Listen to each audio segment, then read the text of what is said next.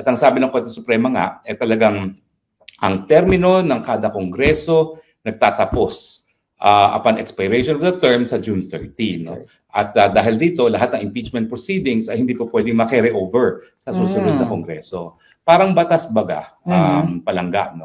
Na kapag ang batas, maski sabihin mo ng natapos ang third and final reading, hindi naman umabot sa BICAM, basta hindi siya naging batas, kinakailangan i-refile sa panibagong kongreso every 3 years.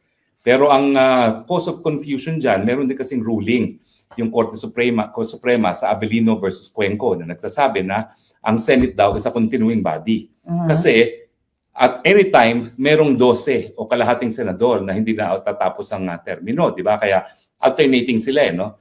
For instance, itong June 30, 12 mawawala ng termino, no? Pero yung mga hinalal natin ng 2022, nakaupo pa rin. Matatapos naman sila sa pagkatapos ng 3 taon. Pagkatapos ng 3 taon. Pero ibig sabihin lang ng Avellino versus Cuenco, hindi continuing ang House kasi lahat sila wala ng mandato after 3 years. Pero ang Senate continuing only because merong 12 na maiiwan.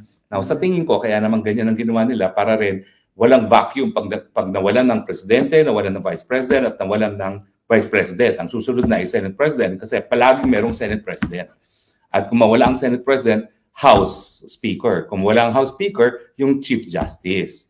Pero malinaw yan na lahat ng gawain ng Kongreso, pagkatapos ng termino ng isang Kongreso, tapos na rin, no? At kinakailangan ma-refile lahat. So sa tingin ko talaga, unless matatapos nila yung trial na yan by June 30 ng taon ito, kinakailangan talaga ma-dismiss yan at ma-refile ang impeachment complaint sa susunod na Kongreso.